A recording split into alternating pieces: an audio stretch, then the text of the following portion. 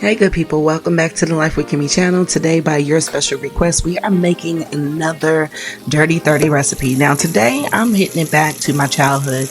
It's my mom's 70th birthday and I can remember that every time she made this meal, it was so quick but it was so good, and I decided that I was gonna make it today. It's raining, it's cold, and I'm making homemade beefaroni. So today we are grabbing the avocado oil. Like I told you guys in a previous video, avocado oil and olive oil burn slower, so I choose to use them, and they're also a healthier choice than vegetable oil. And so in this pan I'm going to saute these green peppers, the red onions, and the white onions until they're not all the way sauteed but seasoned really well and soft enough to cook down when I add in my ground beef. Now I choose to prefer ground turkey over ground beef, but I'm gonna cook what I have in the freezer today. For the sake of this video, this is what it is. And so while my vegetables are sauteing on the stove, I'm going to turn my other burner on high heat, and I'm going to go ahead and get those beefaroni noodles, or as you guys can say, macaroni noodles, elbow macaroni. Get those noodles on the stove. And the reason why I do this is because it's easier to go ahead and cook your noodles and have them ready, so that when your meat is completely finished, all you do is add it together and it is done. I put a little bit of avocado oil in the water. This helps prevent your noodles from sticking together. Now I learned this by just simply watching my mother and them do it, and y'all know sometimes we take those traditions with us from our childhood and they may not even make any sense, but we do them anyhow. So I'm gonna go ahead and season these peppers now. Now don't judge me for my seasoning cabinet, y'all. I do a whole bunch of cooking. I like a whole bunch of different type of cultures and foods. So from front to back, my 2 shelves are filled with seasonings. That's why I only got this shot at an angle. But we're gonna go ahead and we're gonna season these vegetables because that's what they are, vegetables, okay? We're gonna season them with some complete seasoning. We're going to add in some onion pepper, some garlic pepper, and some seasoning salt. And so we're going to do that and make sure we put in a generous amount. Now, I've been cooking for a long time, so I kind of measure by shaping, but if I had to measure it, I would say that it was at least 3 to 4 tablespoons each of the seasoning into the mixture. And like I told you guys, we're not going to cook it all the way down, but just enough to get those vegetables cooking so that when I add in the ground beef, they can cook at a slow rate together. And so I'm putting in 2 rolls of the ground beef, y'all. I typically get it in the pack, but this is what we had once again in the freezer. So we are going to use what we have that is cost friendly, low budget, and quick to make. All right. And so as you guys can see, we're getting that meat chopped up. One thing I will say to people who cook stuff like this with ground beef, y'all, please stop just leaving your stuff in the pan to clunk up, because then you're going to wonder why it tastes the way that it does. It's not fully cooked. And so add in your garlic. I would say at least 3 tablespoons of garlic. And y'all, I'm struggling. I am so struggling. I had an electric can opener once upon a time and my kids actually broke it. So I'm stuck with this George Jefferson back in the day retro Flintstones can opener, but it does what it needs to do. But the small cans like this one, watch, let's see how long it's gonna take me to use this can opener on this little can to get this open. I'm gonna need somebody to invest in me to get me a new electric can opener, because this drives me nuts every time I have to open up a can. But I learned the secret to it. When you can't get it open on one side, flip it over, tap it a couple times and let the air seal out, just like that, and watch how fast it comes open. See? Just like that. Now let's get into making this beefaroni. Alright, now so the water is completely boiled, and now I can go ahead and add in that elbow macaroni. And it's fresh out the pack. Sometimes I buy it in the box, but once again, for the 3rd time, for the people in the back, we just using what we got in the cabinet. Here's the meat. It's coming along. I'm stirring it up because I don't want it to burn. I don't leave my meat unattended on the stove, because depending on what type of pan you use and depending on what type of meat you have, some meats cook faster than the others. So I'm just going to go ahead and stir this up, and y'all hang in there with me until I get to the point where I add in the stuff for my sauce.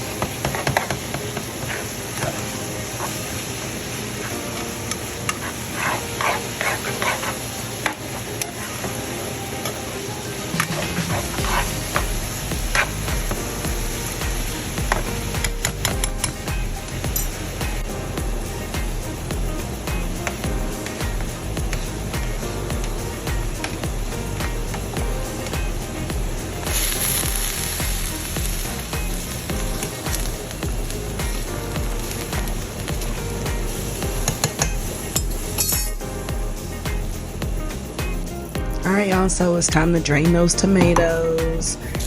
And I'm gonna rinse out my sink. I can't stand for stuff to just remain in the sink, and so yeah, it's nasty. But I like to clean up as I go. That's why it's called a dirty 30 recipe, because you gonna get your kitchen dirty. But we're gonna do these recipes in 30 minutes or less. So I'm adding in my tomatoes now. I'm gonna stir them up and get them going. I'm gonna turn down the fire just a little bit on my ground beef. I did start it out on high, but I'm gonna bring it down to maybe a medium high heat, because I don't want my sauce to splatter everywhere, and I don't want the meat to get done faster than my noodles. I want it to kind of come out at the same time with a slow cooking process, because your seasonings kind of taste a little bit better when you're not rushing your meat. And so now I just added in the tomato sauce, and then right after that I'm going to add in the tomato paste and then the spaghetti sauce, and then we're going to let it cook for just a few short moments while we drain the noodles, and then we're going to put our sauce and our noodles all together for a great meal. Now I do have a secret little ingredient that I add into this. Let's see if you can spot it as we go along in this video.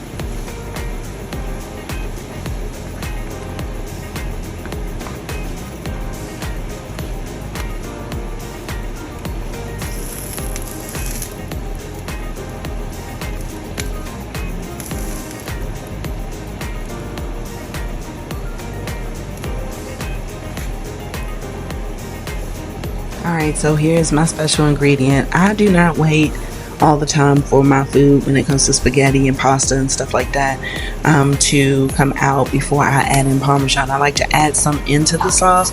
It just makes it taste better instead of just laying it on top of your food. You can add some, as I will do when I sit down to eat some of this yummy goodness. And so our meat sauce is done. Now we are going to stir these elbow macaroni noodles up just a little bit longer. As you can see, they're not fully done yet. So while I do that, I think I'm going to drink me a cup of coffee, because I'm a coffee girl and coffee just does me right. That tastes so good. Y'all, I use the Italian cream no sugar from Coffee Mate. It's a win. It's just a win for me. Alright, now back to this food.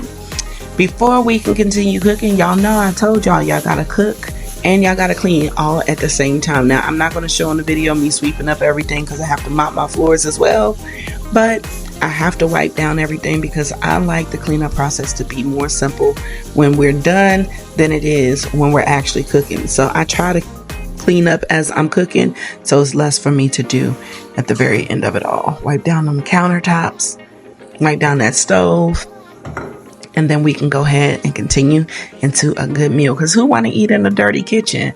Who want to cook in a dirty kitchen? Yuck.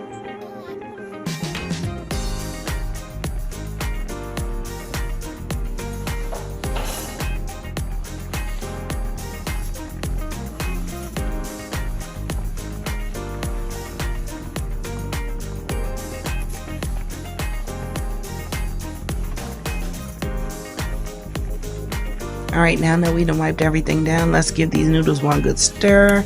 And yes, they are ready. Look at them. Nice and swollen. Alright, so we're going to go ahead and drain these noodles in the sink and get all of this wetness off of them so that we can go ahead and mix it together. And this is my little drain, y'all. I've had this little thing for the past, I don't know, maybe 6 years, if that long. Yeah, it's been with me for a long time.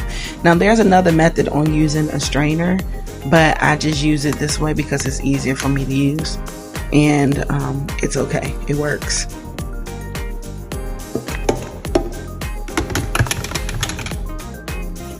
Now remember, if you guys like more videos like this and want more easy tutorials for your big family like I have for my big family of 6, okay? 6, we talking about 6. I have a big family.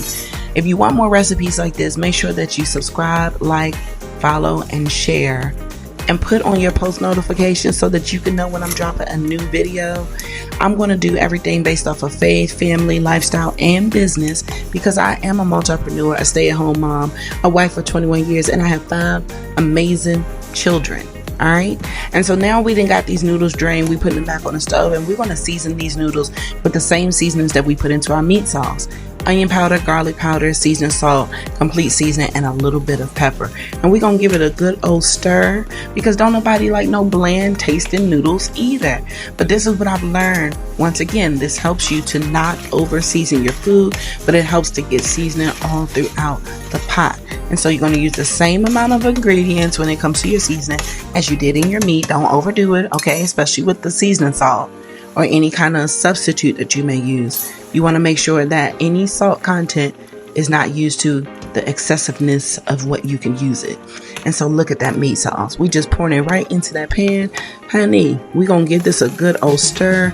We're going to put this in a bowl, and your girl about to feed her face.